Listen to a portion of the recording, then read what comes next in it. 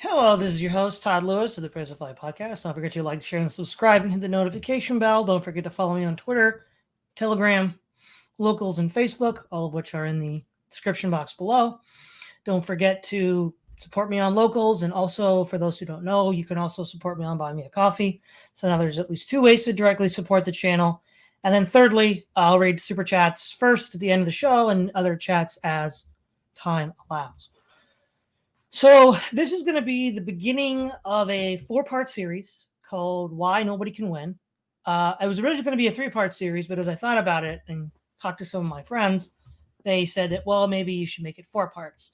So part 1 tonight is going to be why the left can't win. Part 2 next Monday is going to be why the right can't win. And this is all within the Anglosphere context. So I'm not really talking about Europe or something like that. The Anglosphere, basically. And then who won, the BlackRock, and how they won. And then 4, what can we do? And for the next month, over each Monday, we can expect to see these programs. So I've been, because this is the sort of downstream of a lot of stuff I've been thinking about with the simulation, with history, with culture. And I think a good place to start is something, well, first of all, let's use in the group here. We got Bruce Boy, Big Brain Content, Cyber Ninja, Zero World, Valtra, Bing Bong, Crusader 21, and Vingle. Hello, all. So, this is almost too good to be true, so I had to include it in this episode. Okay, so this was on Twitter from last week. This is with regards to my history and simulation video. No, by the way, History is a Weapon apparently has a hyperlink for its Twitter. I didn't even know they had a Twitter. I think it auto filled it out as I was typing it. So I was a bit surprised when I saw this today. I mentioned this website last night, historyisaweapon.com. This is the problem, a totally simulacra nonsense. History is not a weapon. It's the effort of men to tell the truth about the past. And then I go on this long quote from Polybius. I'll not read that. History is a Weapon responded. Learn to read, folly. What is this effort? To what ends? Read our opening essay found at historyisaweapon.com. A, I have read it, and B, we're all going to read it tonight. Are we to believe the entrenched hagiographies of George Washington or the stories of the enslaved he whipped? Said, I did read it. You're a fraudulent liar who makes up things that never happened. As if that's the point, right? Oh, well, it must all be false or it must all be true in every detail. That's like a real smooth brain take. But it gets better. It gets better with this guy. So, hold on, we're getting ahead of ourselves here. He then says, pretending that generations of historians did not fall far short of Polybius's prescription in near identical ways, justifying near identical power relations is foolish. We interrogate this, examine these motives, reveal our own, and demand a history true but motivated. Again, that's not at all what I was saying, but I said, also, you guys did a crap job fighting capitalism. Maybe you should have actually read history and learned how to win. Instead, you made up a fairy tale in your head and had the Haut, which is French for refined bourgeoisie, hand you your ass. Okay, so what's this about? Well, ultimately, this does turn around back to the simulacra. And so we're going somewhere with this. So we're going to go to History as a Weapon now. Okay, now this is just this is mold bugged here. So buckle up, everybody. History isn't what happened, but a story of what happened. And there are always different versions, different stories about the same events. One version might revolve mainly around a specific set of facts, while another version might minimize them or not include them at all. Like stories, each of these different versions of history contain different lessons. Some histories tell us that our leaders, at least, have always tried to do right for everyone. Others remark that the emperor didn't have the slaves' best interest at heart. Some teach us that this is both what has been and what will always be. Others counsel that we shouldn't mistake transient dominance for intrinsic superiority. Lastly, some histories paint a picture where only the elites have the power to change the world, while others point out that social change is rarely commanded from the top down. Regardless of the value of these many lessons, history isn't what happened, but the stories of what happened and the lessons these stories include. The very lesson of which history is to teach in a society shape our view of what came to be, and in turn, what we can understand is possible. This choice of which history to teach can never be neutral or objective. Those who choose either following a set agenda or guided by hidden prejudices serve their interests. Their interest could be to continue this world as it now stands or to make a new world. We cannot simply be passive. We must choose whose interests are best, those who want to keep things going as they are, or those who want to work to make a better world. If we choose the latter, we must seek out the tools we need. History is just one tool to shape our understanding of our world, and every tool is a weapon if you hold it right. Okay, so there's basically two parts to this, right? Unlike mathematics, history does not yield 100% certainty. It's a shocker, I know. So, of course, there's going to be bias of the author. There's going to be a genuine lack of knowledge. They just didn't know, and so they didn't include it. So, from these conclusions, from these observed facts of history, we get the insane position of postmodernism that history didn't happen, isn't what happened. So according to this, Caesar didn't cross the Rubicon. How else can you read this? Caesar didn't cross the Rubicon. And then furthermore, this is a website that links to Howard Zinn's People's History of America, which is a sort of inverse hagiography. So it's the pot calling the kettle black, saying that, oh, well, the American Empire can't have this, but we're going to do it. Well, so two wrongs make a right now, I guess. But here's the ultimate thing here, right? Every tool is a weapon if you hold it right. Well, you lost. And you didn't just lose, you got beat into the dust. International capitalism is omnipotent and omnipresent. Socialism doesn't exist anywhere. Vietnam is now an ally of the United States. I mean, what do you know? China's hyper-capitalist with its reforms of Deng Xiaoping. So not only is this, sophomoric postmodern slop,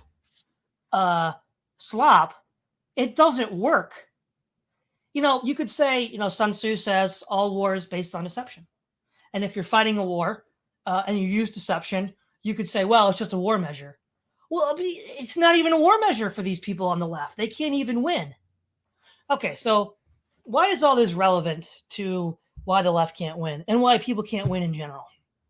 Well, one of the reasons why it's relevant is going back to the episode that I did on the simulation in history. I'll say it again. If you grew up after 1945 and only had the simulations representation of history in images and movies and video games and whatever, you would never know what happened in the past. Ever. And you'd never be able to escape. You would be in an inescapable prison. That's where you'd be. And that's where those people are, because they've constructed this candy cane fairy tale utopia that never was, or dystopia that never was. And they're acting in the real world like they're fairy tale telling of history. And so by acting in the real world that way, they lose, because the real world doesn't work that way. It doesn't, to paraphrase Ben Shapiro, facts don't care about your feelings, or maybe the real world doesn't care about your feelings.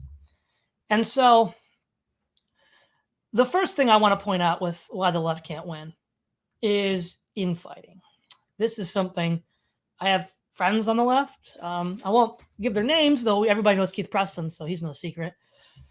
And they've talked about this before, again and again and again. Infighting. I'll give you some humorous examples I've noticed online. Paul Watson versus Ward Churchill, 2001. Paul Watson was the captain of the Sea Shepherd, an anti-whaling vessel that was famous for the I don't think it was a Animal Planet show yet, Whale Wars.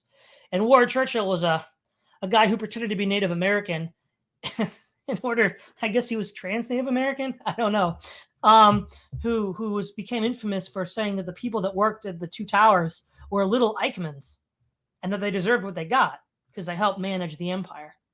And they were arguing over who was the true Native American, because Paul Watson said he was honorarily made a member of the Sioux tribe. It was beautiful. And then I saw this one with a Hispanic La Raza was standing next to a Native American and said that this is our land. We're going to reclaim our land. And the Native American looks at him and says, your land? Keith Preston and other leftists that I've met say that whenever they get to a public gathering, there's just a fist fight. They just always break up into fist fights. Now, why is this? Why is this? Well, part of it is postmodernism, right? So if there is no truth, there's no overarching narrative, there's nothing that binds us together. It's just power. It's just a weapon, bro. Well, can you imagine being in a company with these people where everybody in the group views you as a potential enemy to use their weapon against because nobody has a dominant story, just whatever we feel like talking about today? It's ridiculous. And this is what we see. But also, these people are out of power. So they can't actually use power to control the narrative, right? So what ends up happening is these people have an unending circular firing squad where they never stop fighting each other because the only way for them to interact with ideas is, oh, well, that's a power play. I'm gonna flex my power over you, which doesn't actually get to any sort of consensus opinion because there is no consensus opinion to be had. And then that's, of course, why I brought up history as a weapon, because they're postmodernists. And this is one of the main reasons why the left can't win, is because they view everything as a power play.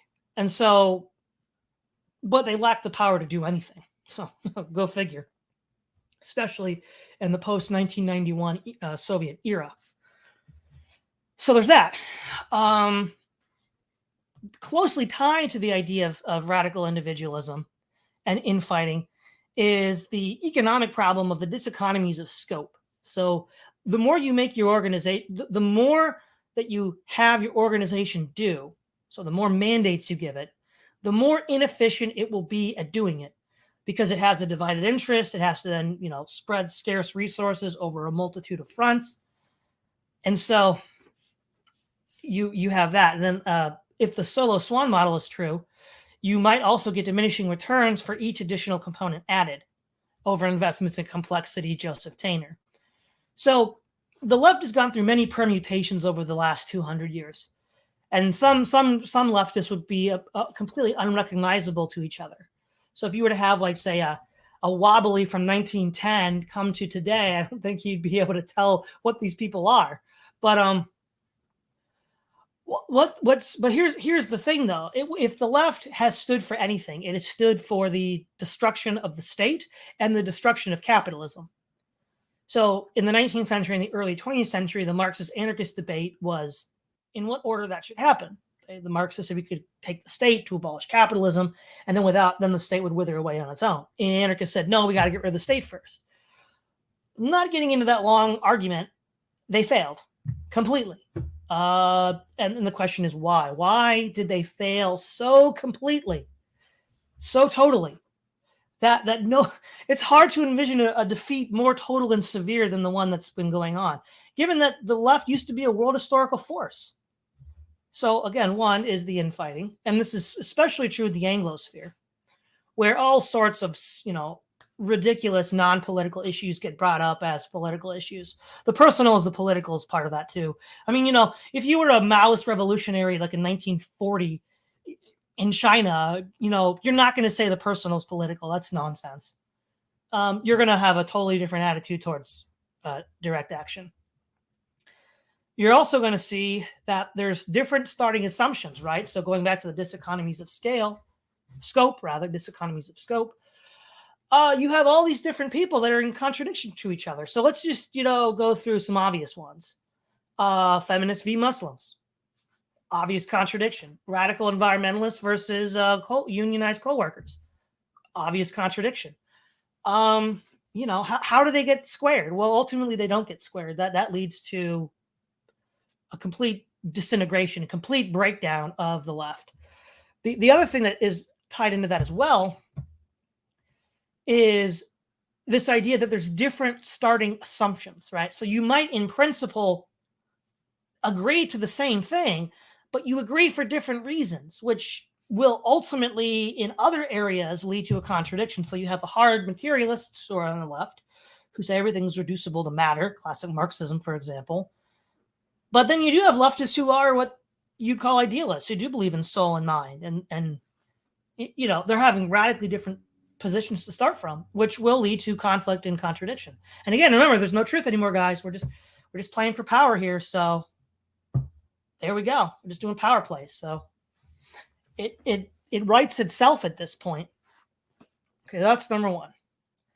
Number two is capitalism produces certain social arrangements, certain ways of living that many of these people who have shifted the struggle from a struggle against capital to a struggle for identities, that's the bait and switch that happened in 2011, right after Occupy Wall Street. Basically, a race sex war doesn't threaten the banks, but a class war does. And while all these elements were present since the 70s, they really hammered on it in after 2011. And so you have all of these people that, because they don't know history and live in this delusional fairy tale, have a completely warped understanding of what is possible. So let's go back to Marxism 101, right? Any social system is an expression of its material conditions. Now, all of these groups would say they oppose capitalism. And so what we see now in these social groups is the reflection of the material conditions of capitalism, which they defend, which is insane. You can't be a socialist, a Marxist, a leftist, an anti-capitalist, and say that you defend things that are the products of the capitalist mode of production and the capitalist material conditions. And that's why they lose. Because what they're doing is they're defending things that cannot exist under socialism. For example, if we look at the alphabet soup crowd, they didn't exist in the Soviet Union. Smirnov made some jokes about where they went, and they went to prison. That's what happens under socialism.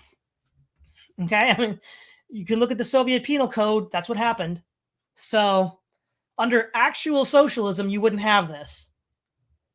Also in Weimar Germany, the decadence and degeneracy was opposed just as much by the socialists as by the NS. So it becomes self-defeating on the one hand, because the left is defending some aspect of capitalism, right? By defending the social expression of the current material conditions, you are ipso facto defending the material conditions, whether they know it or not, which is why they refuse to take the steps and actions necessary to do anything. I mean, we're talking about losers, right? These are not people like Stalin, who went to Siberia, Lenin, who went to Switzerland in exile, Trotsky, who went to America. Those revolutionaries actually were willing to put something on the line and suffer for it. Whether you like them or not, they were willing to do that. These clowns won't do anything even close to that.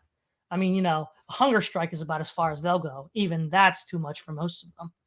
So we also have the revolution eats itself. Actually, that's part of the pathological behavior and radical individualism. If you've overthrown a government, like say Stalin, and you know all the people who have the skills to overthrow a government, you might want to get rid of them because you want to stay in power. So now, granted, the modern left hasn't got that far in the plan, but that still feeds into the broader circular firing squad. And so we'll also see this fetishizing of the outre, right? So I mentioned this in the History and Simulacra as well. The idea that you look for all these really bizarre practices. I remember I was listening to NPR when I was going to college, in part to sort of see what the other side had to say on issues of the day. And I remember when the trans movement was getting started, they were talking about Thai prostitutes. And I'm just like, what the heck does that have to do with anything? It has nothing to do with it. It's so bizarre and wrenched out of any context that they're almost like, it's the equivalent of like proof texting, like when somebody's reading the Bible and they have this one verse that they just cherry pick and proof text to prove a point. That's what they're doing. They're proof texting with other cultures, which is funny, right? Because that's actually kind of cultural imperialism, which they claim is bad, because they're basically not respecting that culture by wrenching these things out of their context and using them for partisan purposes. And, throughout history, there are norms, social norms that exist for a reason. Many, and again, from a leftist perspective, you could argue that most of these existed because of material conditions. I mean, for example, in my Jevons paradox video, a lot of these deviant sexual lifestyles would be impossible if it weren't for the modern medication, modern technology, modern legal apparatus to go with it that makes it possible. If you get rid of that, you're not going to have it. You have something else. So again, well, and they don't read Marx, right? Engels said that under communism you'd actually achieve true monogamy. So contrary to this, galaxy of different lifestyle choices, the original Marxists are actually pretty traditional. It's like, no, we want communism so we can have actual monogamy. I know, it's crazy. And so what they don't understand is that if you have a society that's rooted in the real world, you might be able to entertain 1, 2, or 3, maybe non-standard behaviors that are kind of weird and are outside of the norm. But they're like the tip of the iceberg peeping out from underneath the sea. So the left just ignores the massive iceberg below, which is all the common sense normalcy that undergirds such a society. And then they think you can just cut that away. And they look at all the iceberg tips and be like, well, we're going to have a society where every component is made of all these iceberg tips, ignoring the 80 to 90% of the iceberg below. And the results are completely predictable. These are the results that we have today. This is the isms. So if we have a society that is post-capitalist, which is what they're advocating, well, according to Engels, it's going to be monogamous. That's pretty Christian and traditional. I don't know about that, guys. That sounds fascist to me. I don't know. Maybe we need to cancel Engels. But no, I mean, you're going to have a society that looks an awful lot like the societies that looked before. For example, there was a great episode of The Firing Line with William F. Buckley Jr. and Malcolm Muggeridge in the 80s arguing why the Eastern Bloc countries were so socially conservative. And they were saying, well, why is this? Why is this? They argued in part it was due to the underdevelopment that they had. But in other words, it was a different set of material conditions. And even they were observing that in the Eastern Bloc, it was more conservative than in the West. So, but again, that's what you would expect because it's a different set of material conditions. And of course, the sort of like pathological reaction that the left has to anything traditional, perennial, anything that humans have always done because it works. All of these isms eat away at that. They eat away at it. So if you want to have kinship groups and ties, that's racist. If you want to have, sex segregated work, well, that's just sexist. We need feminism and all this blah, blah, blah. If you advocate for monogamy, that's homophobic. And so all of these things that lead to a sane, stable society, which you would have if you got rid of all the capital structures that they claim to want to get rid of, then you'd get rid of it, right? And then you'd be somewhere else. But again, they don't. They don't. They just dissolve. It's pure negation, right? It's the critique. And this is something that's happened too. And we're seeing this happen in real time with the modern left. So in his book, The Closing of the American Mind, Alan Bloom pointed out, I think it was written in the 80s, that the Marxists, using their critique method on everybody else, were taking umbrage that it was finally being used against them. And that was at the hands of the postmodernists. And it was acid. It just corroded them away. And so this culture of critique is completely incapable of producing anything. It's Apophis. It's the snake that eats its own tail. And so ultimately that's why this fails. And we can see this across the board today. So the New York Times had an op-ed right before the Dobbs decision, June 17th of this year, "The Future Isn't Female Anymore" by Michelle Goldberg. And what does she say at the end? She says, "It's true, we're in trouble. One thing backlashes do is transform a culture's common sense and horizons of possibility. A backlash isn't just political formation, it's also a new structure of feeling that makes utopian social programs seem ridiculous. The left, feminism very much included, needs people to be optimistic and confident about change. It needs to be able to paint a picture of a better world and enlist people in the adventure of trying to create it. But this is a fearful, hopeless, and even nihilistic time. Retrenchment is perhaps to be expected. That doesn't make it any easier to bear. And she mentions all the infighting within the feminist movement. While not naming it directly, presumably she's talking about the TERFs versus trainees debate. But also there's all this evolving. Oh, this is good. This gets to the point about changing norms and different starting assumptions. In 1972, Karen Durbin, a writer at the Village Voice, published an essay about dropping out of the radical feminist movement. A year or so ago, so much seemed possible, and even if it didn't seem possible, the try itself was worth making, she wrote. New worlds were going to be forged, new men, new women, free of sex roles and competition, free of all the sexual lovers that a sick, aggressive, macho society had manipulated us with. But even though plenty of advances were ahead, Roe would be decided the next year. The revolution didn't arrive. To Durbin, at the time, politics, straight or raving radical, had come to seem empty. So, yeah, and then the other thing is that these people just aren't popular anymore. Goldberg points out that feminism is now considered a dirty word. More and more people will not use that as an identification. Now, those of us in this circle remember when the anti-feminist movement on YouTube got started. You had from the New Atheist community, you had Thunderfoot going after them. Then he got pretty much sidelined by the entire atheist community at that point. You had Sargon of Akkad going after Anita Sarkeesian. How those back in the day. And yeah, they just see they can't understand that they're their own worst enemy, right? These are people, again, going back to postmodernism, everything is power. That's all it is. And they're always trying to control you, even when they can't. And so, of course, nobody's going to like a manipulative control freak, who never admits that they're wrong. And they're always wrong because they always lose. Because the fact of the matter is we have to answer this very simple question.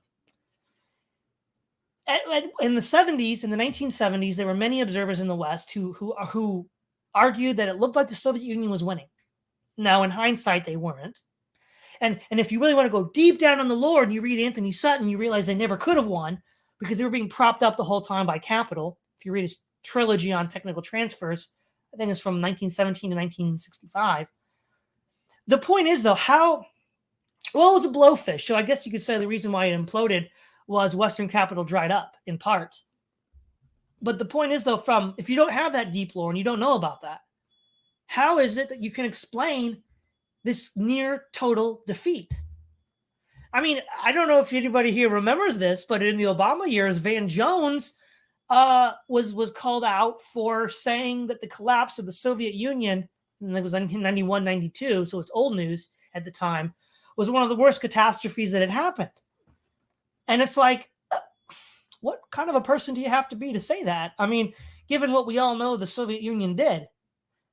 And so, you also had the Weather Underground connection as well to the Obama administration. That was also interesting.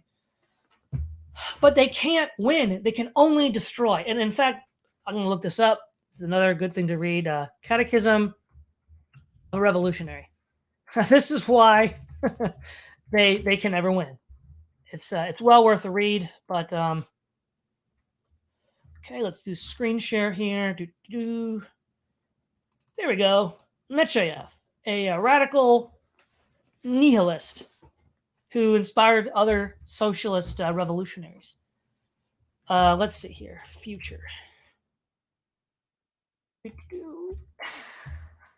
This is so obviously crap. 24. With this end in view, the society therefore refuses to impose any new organization from above. Any future organization will doubtless work its way through the movement and life of the people, but this is a matter for future generations to decide. Our task is terrible, total, universal, and merciless destruction. Okay, well, this gets back to what Slavoj Žižek has been complaining about. What does day one after revolution look like? Nobody knows. And then this like brain disease of not planning goes all the way back to 1869, probably even earlier. But this is the more militant activist wing of the movement. And so the question is, if you are a trained marksman and you want to hit your target, you know what your target is, and B, you have to be skilled enough with your gun to shoot the target. What the left has done for the last 150 years, 200 years, is not had a target in mind. They don't have a target. It's just some woo-woo fantasy of total, rainbows, lollipops, and happy times, and unicorns. It's a childish fantasy. What if you were to say, see, because there's this Mon and Bailey two-step you have with the left. On the one hand, they'll point to centralized wealth in the hands of, first in Europe, it was the church and the monarchy and the aristocracy, and now it's in the hands of the capitalist class. And they'd say, well, that's just too much wealth and power for anyone to have. We need to dismantle that. That's one argument, which I'll go back to my JFC Fuller quip. That's at least a rational one. That's a rational objective. But then they'll do this two-step where it's like this utopian fairy tale where like everybody's just, lounging around, and just having a great time of it. And it's just like no all spontaneous order, no active top-down social organization. True communism has never been tried, I guess, right? Well, I don't even know what it is. They don't know what it is. They don't know either. They'll tell you it's not for us to decide. Somebody else will figure it out. Well, that's why you lose, right? And if we're going to talk about the weapon, history, well, it's not a weapon. So if you use a spoon and a fork as a weapon, then yeah, you're not going to get very far. You better use a gun or a knife. But it's just there's so much here. There's so much here. So, but how can we look at this and tie this all together? So first of all, back to my statement about being stuck in the simulation and not being able to get out. You have to read history. I'm not saying it's the only way out, but it's the way that I took to get out. And it's the one that I think is most needful for people to use to get out. Because they have to know that this entire clown world that we live in is completely contrary to all human experience before. We just cannot. Nobody in the past could have imagined this. Not in the way, not before this whole process got going in the 19th century with the Industrial Revolution. Nobody. I mean, I guess you could say the radical left, who are the French revolutionaries, and others tried to imagine it, but again, they can't. Right? There's never a destination. We don't know what the end is for these clowns. There's just the revolution never ends, I guess. So the left has done two things with regards to history. One, it has lied and created a completely fabricated history that flatters itself. Right? It's never able to admit that it failed. You just got to double down harder, bro. I mean, Gorbachev should have just shot more people. Duh. If he'd have been like Stalin, this wouldn't have happened, bro. Well, you're incapable of learning, right? One of the things that you do, this is something that you do after I first saw this term with video games after like a competitive match, but you could also see this, it's primarily in the business community, after action reports, where you look at what was done, and then you analyze it and see, well, did it achieve the objective that you wanted? Did it achieve the objective that you wanted in the way that you wanted? And if it didn't, you then try to explain it. Well, the left is incapable of doing this because they're always right and they're always just, being manipulated by mean, nasty people who play dirty, as if they don't play dirty, but that's neither here nor there. They're completely incapable of self-reflection and really ask the question, why do we lose? Now, again, some do. Keith Preston does. Slavoj Žižek does. Some of the other people I know do. But they're all in the doghouse. They're not on good terms with the other, quote, mainstream left. So that's one. Two, the simulation is so subtle that they don't even realize their own beliefs are fabricated constructs of this simulation. And that the only way to fight the simulation is to leave it. So, I'll give you a good example: the Taliban. They weren't involved in the globalist simulation. They were radical Islamic fundamentalists. Whatever you want to say about the Taliban, they were rooted in the real world, not some fantasy illusion. Right? As the Bush administration said, we create our own reality. That's what the left does. But they're not in power in the West. Not these again. The anti-capitalists, right? When I mean left, I mean anti-capitalists, the anarchists, the Marxists, the anti-globalists, those people. Those people are who I thought were the left up until 2011. And then everything changed some very interesting ways. Okay, then number 2, these people are constantly involved in the circular firing squad of infighting. That's in part because they're postmodern. History is a weapon. Everything, words are weapons. Everything is a weapon. And so what you have to do then is when these people interact with each other, they basically are trying to, again, they're at war, right? They're at war with each other because any sort of verbal communication is just a power play, which is patent nonsense. I mean, you can deceive people and trick people and cast spells, and I've mentioned that before, but that's not, you can't reduce it to that. There's still this thing called communication, discourse, truth. It's still there.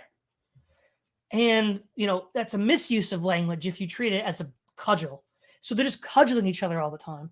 And since they're not in power, they can't actually, dominate the discussion. So it's a never-ending circular firing squad. One. Okay.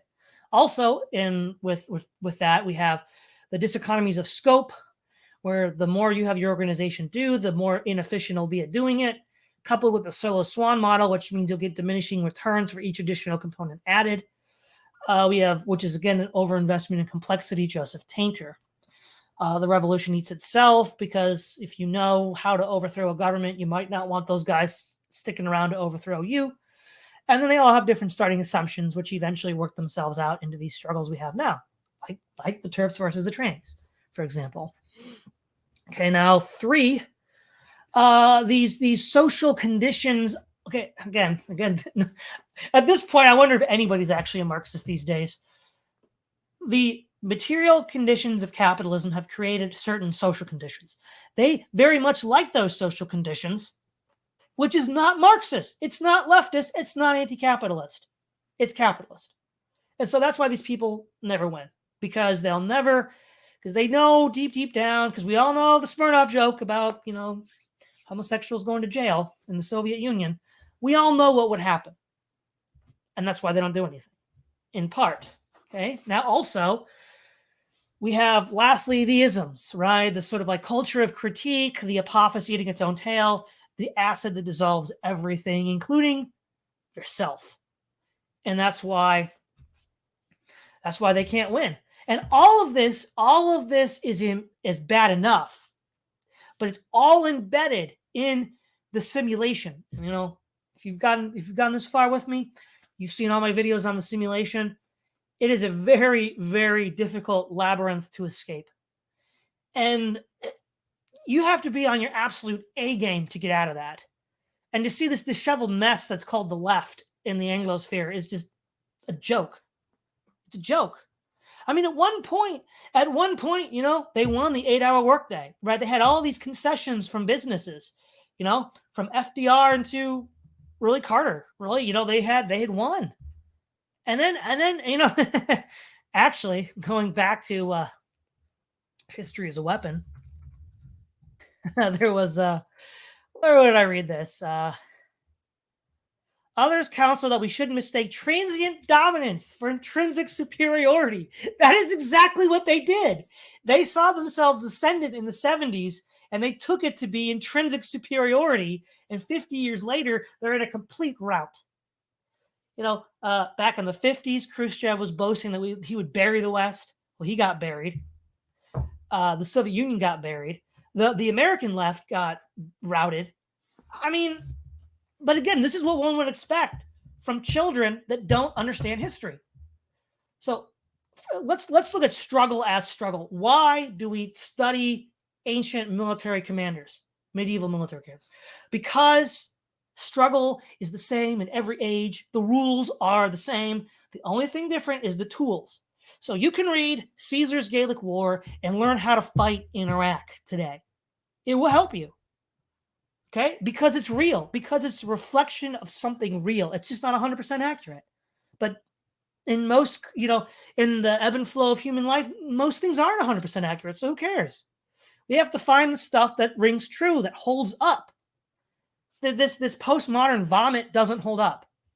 This fake history put out by charlatans and frauds doesn't hold up because they lost. They lost, right? Christ said, you'll know a tree by its fruit. You lost so it doesn't work. It's that simple. It doesn't work. And of course, Christ also said the truth will set you free. So how do you win? With the truth. Now, truth is a necessary but not a sufficient condition for victory. You could still die having the truth. But if you don't use the truth, you won't win. And this empire of lies that we're living in now, of the simulation, the modern left of the Anglosphere is one component part of.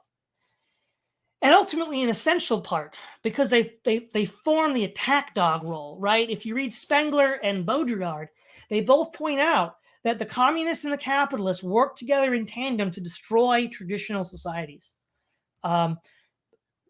Spengler makes the point with regards to the late Roman Republic as one of the early examples of this, and Baudrillard mentioned in Vietnam. So, but that's what, see, they can beat older simulations that, BlackRock deems to be not very useful. The Fords, the Carnegies, all those guys. They can also beat earlier historical forces like the aristocracies of Europe. But what they can't do is beat their handlers, the bourgeoisie, or specifically the haute bourgeoisie. They can't beat them because they're their handlers, and they don't know it, because they ultimately always do their bidding, and they get propped up. Again, this is, I think, why Sutton's work has been hidden. And as I brought up in my roundtable discussion about China with Prudentialists, we did the same thing with China. We propped them up. We built China up to be a threat to U.S. interests in the Pacific. So, again, a complete joke. I'm just, like I said, mold bug worthy. It's so bad. And, just as to wrap it all up, when I was first experiencing this stuff in college, granted, it was a little watered down because it was still a Christian college, even though it was trending to the left. This division between the class and identity issues was beginning to arise. And as I thought, okay, well, given the left is so imposing at the time, at least it looked like that to me, well, I better figure out what makes them tick. And the unending vomit of just misandry, hatred of Christianity, hatred of men, hatred of, North Americans of European descent, and just completely fabricated histories. Stalin was like this grandfather figure. I mean, it's just total nonsense. And ultimately, that's why it failed, because you can't fool everybody with this complete tripe. It's not real. It's totally absurd to view these characters as selfless servants fighting for the proletariat. Bakunin once said to Marx that Bakunin was the anarchist. He said that state socialists would beat the workers with the worker stick. It's exactly what happened. So again, it's a lie. It's not real. That's why it failed. And the left is stuck in the simulation with all of these hang-ups, and they can't get out. So that ends tonight's episode, Why the Left Can't Win. Next Monday, I'll talk about why the right can't win. Alrighty, guys, what do we got in the chat? Mike Alpha, hello. Fun Smart, hello. Youth in Asia. John Groas, hello. Cyber Ninja, hello. Cyberpunk Internal Affairs, hello. Volpez Persona, hello. Man, nice turnout tonight.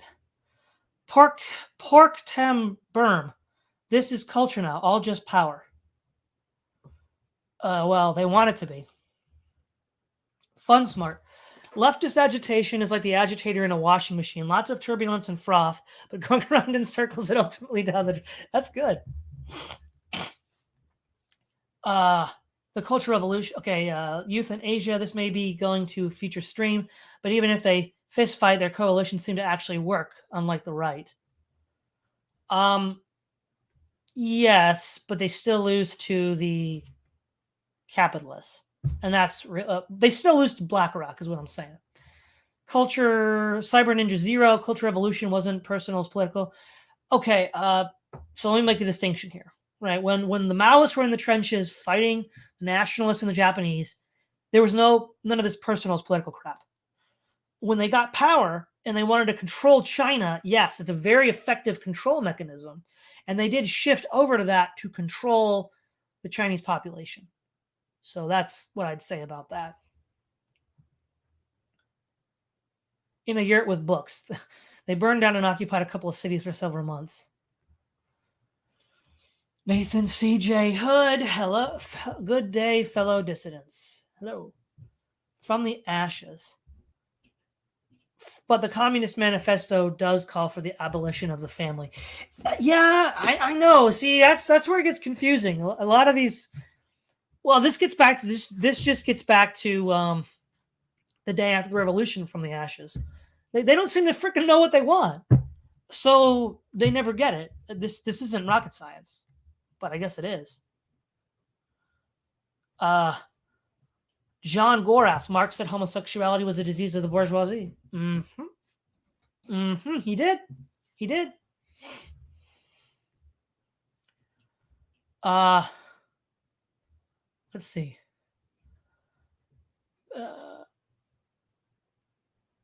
I'm trying to see here. We got a lot here. Jacob J, Gamergate, and the Skeptics TM. Yes. Let's see. Oh, Volpa's persona. They have a severe lack of warm water ports as well. I'm guessing you're talking about the Soviet Union. Yeah. Yeah, exactly.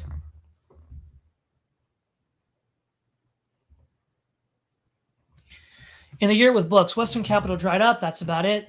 The existential crisis came and you got to pay the bills. Yeah. Fun smart. One thing the left is good at is using duplicitous word games to trick people into letting them take over institutions. Yes, but then that gets done to them. That's why we I talked to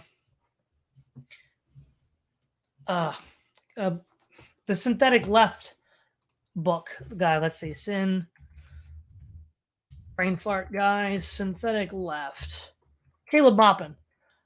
He wrote about how they got subrupted and subverted by the capitalist structures. So, yeah, and that was actually happening in the Soviet Union as well, with a split in the late 80s between the quote liberal reformists and the more traditional conservative hardliners. John Goros, what about a spork? Yes, what about a spork?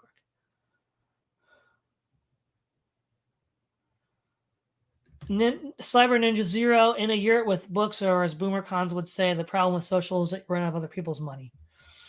Yeah, in the case of the Soviet Union, they ran out of U.S. money. Let's see.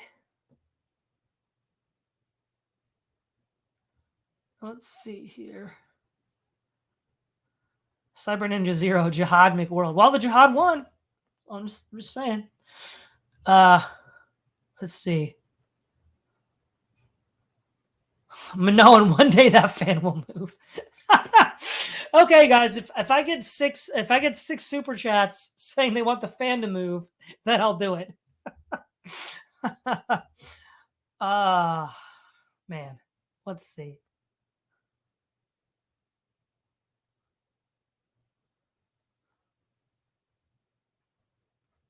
Record deepness. Hello. The right is full of after-action reports by contrast. Beautiful losers. How the right went wrong. America's retreat from victory, the politician, etc. No, yeah. But they are good losers. And that'll be next week's discussion. So don't worry. The American right will get its treatment, its thrashing as well.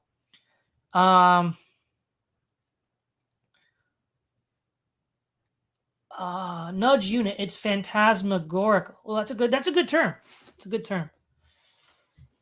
I was thinking I could pun with image and being a communist, but then you reread the lyrics and it already is. Whoa. JPB was right about telling the truth. I'm missing context for that quote.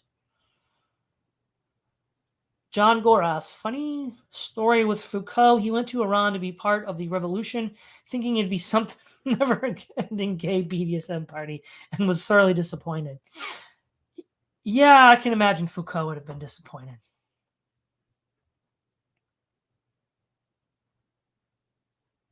In a year with books, exactly. They created a whole series of simulations and then declared the world a simulation. We have a winner. Yes, we do. Fun Smart. Imagine all the people settling for the lesser evil on election day. You may say I'm a dreamer, but I'm not the only one. Yeah. Let's see. Jacob J. Okay, brief buffer on my end, though for a second Todd had cut the stream off in the middle of his final words. Oh, that'd have been unfortunate. Euthanasia. That also happened to me with Jacob J. Also to me, also Jacob J. Voltra, thanks. Cyberpunk Internal Affairs. Amazing stream. Sweet. Thank you. Witticism TV. Missed the whole thing. Dang it. Well, hello. Nice to see you here, Witticism TV. And I do like your videos. I haven't really reached out to you yet. I saw that Jay Burden did. I haven't yet had a chance to watch that episode. But I really particularly liked your one on work and how, the current work environment is so crummy. So yeah, keep up the work, Witticism TV. Jacob J. Okay, I did that. Manoa, and Todd's becoming the must-watch Monday night stream. Yeah, Manoa, and that's right. That's what I'm doing. I'm gonna corner the Monday market. One thing that strikes me is that the machine has defeated the left, but they still act like they're in pole position. They don't know it yet, but they've already lost. Volpez Persona, the adventure of the Buckaroo Banzai across the fate. I don't know what that is. Let's see. Record deepness. Mainline conservatives also act like they're in control. No one can say that they lost control. No one can say that they lost control. Well, they do act like it, but they're not. Jacob J. I've missed so much of Todd's and Jay Burden streams these past 3 weeks. Work keeps you busy.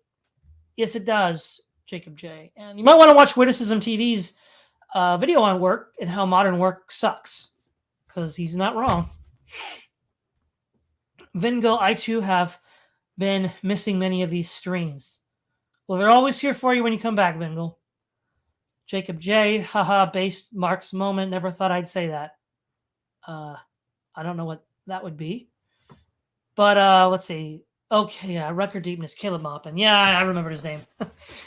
Vingo, Marx was unironically, but also ironically based on the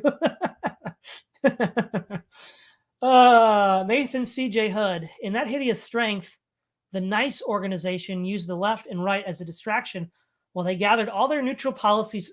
Bingo! C.S. Lewis knows a thing or two. Of course, he wrote The Abolition of Man, which I've done a 3-part episode series with. Was it Logos, Aristotelites, and I think it was Master Sanders. It's pretty good. So check it out. Next, Monday super chats will flow. Yes, like the spice. I need to embrace my class identity as an intellectual, getting paid to think. So help me out, folks. I need to be the intellectual that can help us get out of the system. Nathan C.J. Hood, the Praise of Folly fan club is growing. I know, awesome. Zero World, can we also get the fans on a roundtable? Well, Zero World, you know what the terms are. I got to get a total of 6 super chats. So Euthanasia for $5. Hello, thank you. Move, fan, move. Well, okay, we need 5 more supers and we'll do it. And by the way, that's not all for tonight. As long as I get over time a total of 6 supers that say move the fan, I'll do it. Vingle at Nathan, just like our president, with neutral and big quote marks anyway. Let's see. Volpes Persona, based Aryan Chariot fan. Vingle, definitely Blair is probably the best at using the language of neutrality or particularity to get stuff done here. Same with the WEF, WHO, etc. Vingle at Nathan. Yes, I was thinking of Blair specifically too. True, pretty much all over the West, though. Jorge Punte. How do we beat technique if we want to? We can and we do. So what you're waiting for is the 4th episode in this series. What can be done? In that 4th episode of the series, which will be 4 weeks from now, I will go into some of the ways we can leave the simulation. Minoan, I just subbed to Witticism TV. Yeah, he's a smaller channel, but yeah, definitely give him a look. Check him out. Let's see. Vingal, enjoyed Witticism's TV's talk with Jay Burden. Yeah, I didn't get a chance to see that yet. Record Deepness, the Space Trilogy was the best thing I read all year. I read that, I think, again last year. It was a lot of interesting stuff there. A lot of interesting stuff.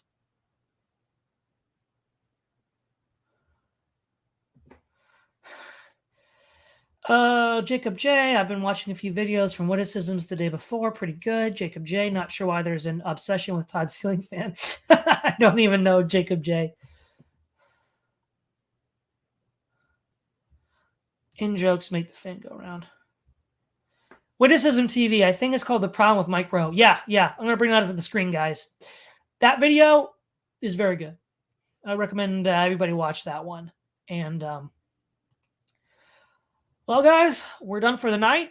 We got a pretty good turnout. I think we peaked at around 45 live viewers. And as Minoan said, I'm going to be the must-watch Monday show. So again, there's 3 more episodes in this series, and they'll be released every Monday. So next Monday is going to be the conservatives, why they lose, the right.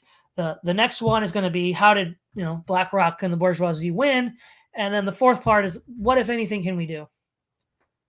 And bye everyone. Thanks for tuning in. This is Todd Lewis of the Praise of Flight podcast signing off.